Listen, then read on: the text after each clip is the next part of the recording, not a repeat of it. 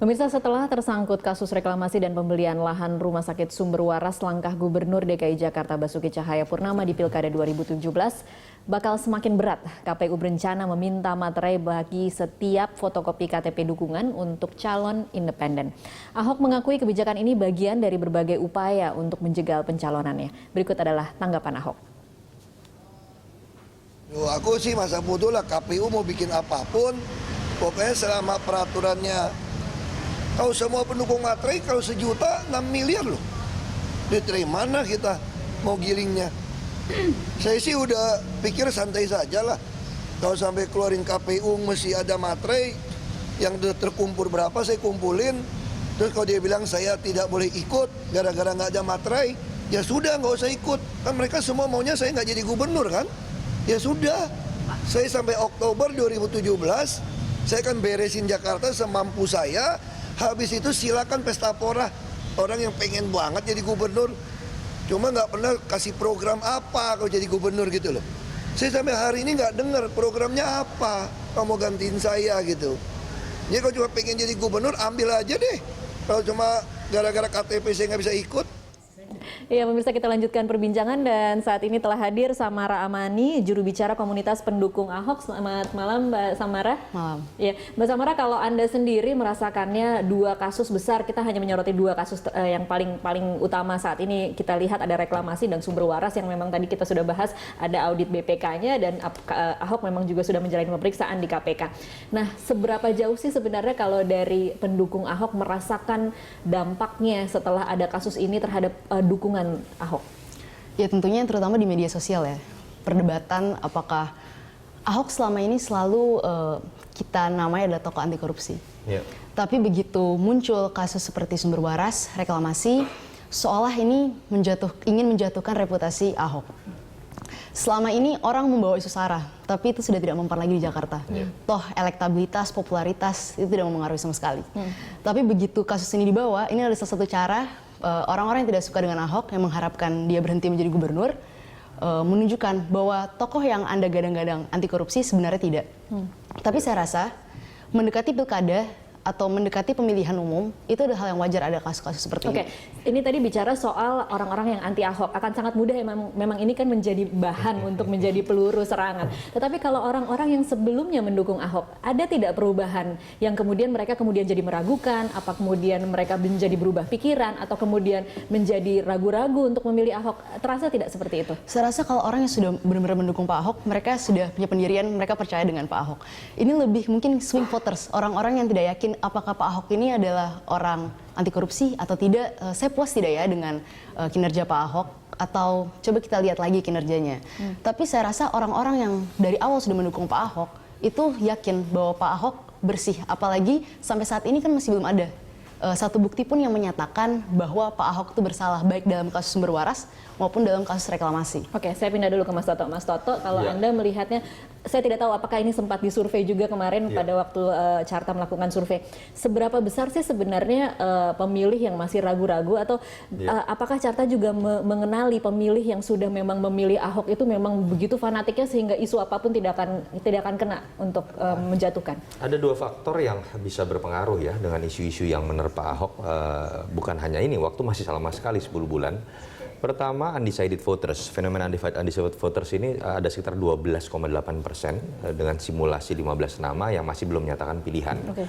Artinya peluang menjadi sedikit lebih kecil untuk menggarap pemilih yang belum menentukan pilihan apabila isu negatif hanya menerpa Ahok saja, bukan menerpa calon-calon yang lain.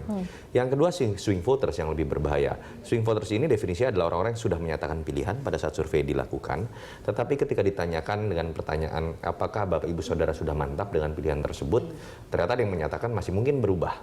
Dan kalau untuk Ahok, 70% yang sudah menyatakan tidak akan berubah pilihan, 30% masih menyatakan mengubah pilihan. Walaupun itu pun masih bisa dikarenakan beberapa faktor. Ada faktor primordial, ada faktor yang lebih rasional yang terkait dengan isu-isu yang sifatnya rasional juga. Dan saya melihat dalam konteks isu korupsi, dalam isu kebijakan seperti reklamasi itu terkait dengan isu yang sifatnya rasional. Walaupun pertanyaannya kan adalah apakah yang dituduhkan selama ini sifatnya sudah rasional atau tidak? Ada yang mengatakan ini sifatnya masih gorengan, belum menjadi fakta.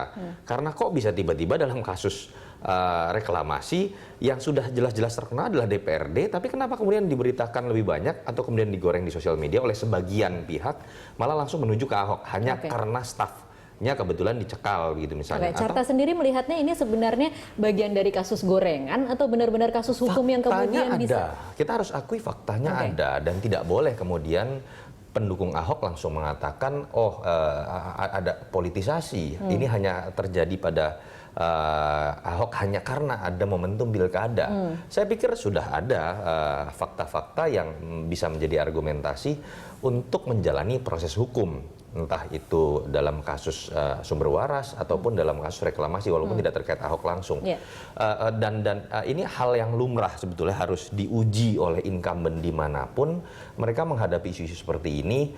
Ada dugaan pelanggaran hukum, ada dugaan kebijakan yang tidak berorientasi kepada rakyat, karena itulah makna utama dari incumbent yang maju kembali dalam pilkada berikutnya. Mereka mengevaluasi kebijakan Anda. Bicara soal respon Ahok, kita tadi sudah menyaksikan bagaimana respon Ahok. Anda menilainya selama ini seperti apa sih? Saya pribadi harus menyatakan ada dua kacamata yang kita bisa lihat dari gaya respon seorang Ahok ya. Di satu sisi orang ada yang menikmati cara Ahok berkomunikasi, meladeni semua isu yang mengitari dia, dan dia menjadi jubir buat dirinya sendiri. Semakin ngomel-ngomel semakin disuka begitu? Cara dia melawan dengan spontanitas, cara dia berbicara kadang-kadang dengan gaya selengean, cowboy begitu kan, itu menurut orang adalah gaya orisinil seorang pejabat yang jarang ditemui. Tapi di satu sisi juga bisa jadi bumerang dari kacamata lain, bisa jadi karena orang bisa melihat seakan-akan kok orang ini lebih menikmati konflik dibandingkan bekerja. Dan memang ada karakter konfliktual yang kalau dibiarkan terus-menerus berbahaya begitu. Jadi saya termasuk pribadi katakanlah yang melihat seharusnya Ahok mulai mengurangi tensi dari atau frekuensi dari respon terhadap isu pilkada, karena kalau kita baca di survei, kekuatan dia bukan di manuver politik beliau, bukan di komunikasi beliau, tapi di kepuasan kinerja beliau yang mencapai angka 82,8%. Lebih baik Ahok kemudian mengatakan, saya tidak akan berbicara sebagai seorang calon, karena saya belum resmi menjadi calon, jadi saya tidak akan berbicara politik, tapi yang jelas saya masih punya banyak PR sebagai seorang gubernur. Tapi nanti diam dikira salah lagi. Itu yang saya dengar ya dari orang-orang dekat Ahok, katakanlah pendukung Ahok, ketika ingin memberikan nasihat juga kepada Ahok, saya tidak tahu betul atau tidak begitu, tapi harus divalidasi ke Pak Ahok. Tapi memang Pak Ahok itu seperti yang tadi Tasya katakan, jadi seperti ada perasaan kalau saya diam berarti saya salah begitu kan. Padahal kan ketika kita berbicara juga tingkat kepercayaan publik, harusnya Ahok sebetulnya bisa menyadari survei membuktikan integritas, anti korupsi itu sudah jadi branding yang berhasil dia bangun dengan apa yang sudah dia lakukan di Belitung Timur, menjadi DPR dan menjadi Wagub dan menjadi gubernur. Jadi tidak perlu lagi dia menjadi sales buat dirinya untuk membuktikan dirinya bersih ketika branding itu sebenarnya sudah terbentuk selama tahunan. Oke, Mbak Samara, ada yang ingin ditambahkan? Kita melihat, kita selalu tahu bahwa Ahok itu memang bisa dinilai dari dua sisi mata uang. Di satu sisi memang orang menyukai kelugasannya itu atau kegalakannya itu, tapi di sisi lain juga ada orang-orang yang memang tidak suka dengan gaya seperti itu. Nah, ini disadari atau tidak ketika ada dua isu yang semakin besar justru semakin meledak-ledak. Kalau pendukung Ahok melihatnya seperti apa? Saya rasa Pak Ahok ada isu tidak ada isu selalu meledak-meledak. Jadi saya rasa pendukung tahu lah, itu bukan masalah.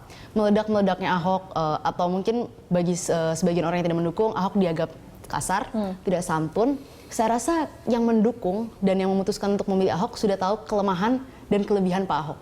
Dan saya rasa juga, saya percayalah, mereka tidak lagi melihat cara komunikasi Pak Ahok. Seperti tadi Mas Yunarto bilang, bukan komunikasinya yang dilihat lagi oleh masyarakat, tapi tingkat kepercayaan publik karena integritasnya, karena dia anti korupsi, dan dia memiliki prestasi yang jelas di Jakarta. Kalau saya menangkapnya, jadi di titik ini sebenarnya yang menyatakan diri pendukung Ahok dari kacamata Mbak Samara adalah orang-orang yang sudah tidak terpengaruh apapun yang akan terjadi dalam 10 bulan ke depan itu tidak akan merubah pendapat mereka, seperti itu?